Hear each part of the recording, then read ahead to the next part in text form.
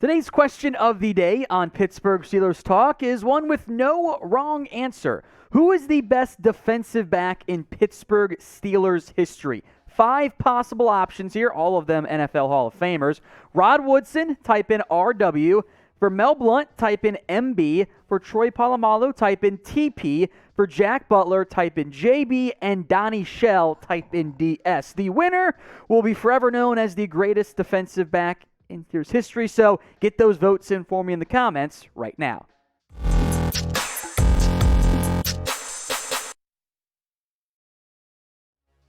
You're watching Pittsburgh Steelers Talk by Chat Sports. I am Tom Downey here, as always, to break down everything going on around the Steelers organization. And there's some interesting comments that have been made by Chukwuma Okorafor, the right tackle for the Pittsburgh Steelers.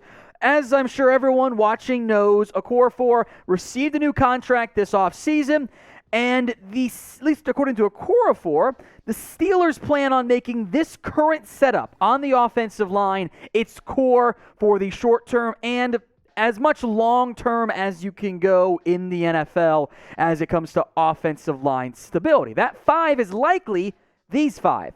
Dan Moore at left tackle, Kevin Dotson at left guard, maybe Kendrick Green at left guard or center. He's going to battle for both spots, but kind of like having 2 QBs. If you're battling for 2 spots, you're not battling for any of them. Mason Cole at center, James Daniels, who I love, at right guard, and then the aforementioned Chukwuma Okorafor at right tackle. Here's what he had to say.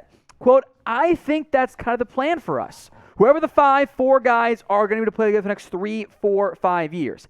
I think that's kind of the new plan for us, the revamping of the Steelers' offensive line. And make no mistake, this very much is the ideal outcome for Pittsburgh, that this offensive line grouping, whoever the 5 are, kind of like Okorafor said, whoever they are, they emerge and they stabilize the position. We know how good Najee Harris can be. We know how potentially dynamic this receiving core is. The offensive line has to do its job. It is really difficult in the NFL to have sustained success on offense if your offensive line isn't doing their job. I don't think they did their job that well last year. Pittsburgh overhauled quite a bit of it. I think they would be inclined to agree with me. But do you think it is fixed up front for the Steelers and the offensive line? I want you to be honest with me. Did the Steelers fix the offensive line this offseason? Why for yes, they did enough, and for no, they did not. Next up, Robert Spillane. Could he be a starter this year for the Pittsburgh Steelers? Some growing hype around them. Some claims that he's the best linebacker right now on Pittsburgh, which I'm not sure I agree with because I'm a big Miles Jack fan myself. But Devin Bush, unfortunately, has been a pretty big disappointment, relatively speaking. I thought he was going to be a future Pro Bowler, all-pro caliber player.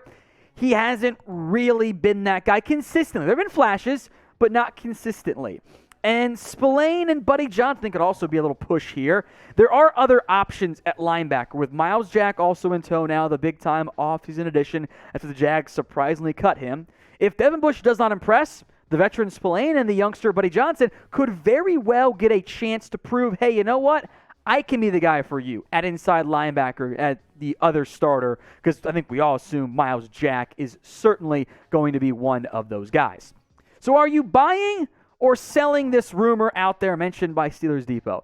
Buy or sell Robert Spillane becoming a starter this season? Type in B for you buy it. It's going to happen. S for you're selling, you're not buying him as a starter for this organization. You might not realize this, but Steelers Talk is part of the Chat Sports umbrella. We've got a very large amount of team channels and a main YouTube channel. We have NFL and NBA videos multiple times each and every single day. We are trying to get to 300,000 subscribers, and we are oh so close, less than 3,000 away from that standpoint. Call it 2.5 or 2.4K, I should say. We do NFL coverage, news, rumors, daily videos, live shows as well, and we also do NBA coverage as well. If you're into that sport, we've had our NBA Finals watch parties that have been lit and awesome. Shout out Chase Sr. for anchoring that coverage there. If you want more general NFL and NBA coverage, go subscribe, youtube.com/chatsportstv. I'll put that link in the comment section and in the description. This one's interesting. Is Mike Tomlin not a top 10 head coach? Well, according to PFF, he is not. He was ranked outside the top 10 as they ranked all 32 NFL, or not all 32, all the coaches who have had experience before, so not the new guys there. Tomlin checked in at 13th, which is pretty wild when you think about the sustained success Tomlin has had. Here was what PFF argued. Quote, if this list were to consider how well a coach manages a team off the gridiron, Tomlin would undoubtedly be in the top tier. His defenses have been consistently strong, but he suffers in these rankings due to having one of the highest paid QBs in the NFL throughout his head coach tenure to lead his offense without consistently elite results. So background here on how PFF did these rankings. First off, we should absolutely be considering how well you manage a team off the gridiron. That's part of the job as head coach. So why that's not included, I'm not really sure. But they're using I'm going to use the term data here. They took the salary cap stuff for various players and tried to determine how good a roster was and then went from there in terms of what the impact was. So because of the fact that Big Ben was highly paid and the roster had some notable high-paid players, the Steelers roster was really good. And Tomlin gets dinged because even though Big Ben was not prime Big Ben the past couple years and they continue to win games beyond their talent level, they were high-paid. Therefore, the roster was good. That's not a great way to do rankings at all. The data claims that Cliff Kingsbury is a top 5 head coach in the NFL. You could poll 32 NFL owners and 32 NFL GMs. 0 of them would take Cliff Kingsbury over Mike Tomlin. Tomlin has proven himself time and time again. I'm all for using data, all for using analytics to look at different potential areas of growth and information, etc. But when you use the data or data, and it pops out Cliff Kingsbury top 5 coach, Mike Tomlin not top 10. That means your data sucks and it doesn't work. That means that whatever you are doing is not the right way of going about it. If you're getting information that just so blatantly goes, that can't be right, that means you're not using the information correctly. And you should probably try again as opposed to, well, these are facts. It's not how it works there. Mike Tomlin has one Super Bowl win and has never had a losing season in his NFL career. And frankly, the descent of Antonio Brown and Lev Bell is probably an indication of how good of a head coach Mike Tomlin is. Consistently among the better coaches in the NFL. Despite never winning NFL Coach of the Year, he has been very impressive. It is a joke that he wasn't even in the top 10, let alone the top 5. I think he should be in that conversation. If you agree with me, let's show PFF that they're being stupid nerds again. Like the video if you think Tomlin is at least a top 10 head coach. I think even the biggest Mike Tomlin denier, truthers, haters, whatever phrase you want to use there, would at least say he's a top 10 coach. Like the video for me right now.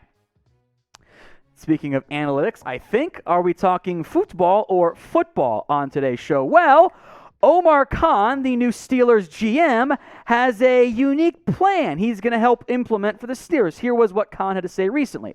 The Premier League, that is the soccer league for those of you who don't pay attention to the footy ball game, the Premier League has done a great job when it comes to player development, in my opinion. I've done homework on what they've done in terms of developing their players, and they've really done a good job. So seeing what other leagues are doing is always important, in my opinion. My suspicion here is that we're going to see a little bit more of an analytically focused approach under Omar Khan, which is fine. That's not a bad thing, as long as you're not using analytics and then saying, well, I'm just ignoring what my eyes tell me, because that does matter as well in the NFL. I think this is going to be a fine move by Pittsburgh. It's not going to be that big of a deal either, and I'll give Omar Khan credit. Trying to improve is always something that smart organizations should be doing. Given their sustained success in the Kevin Colbert era, I think we can consider Pittsburgh a smart organization as well.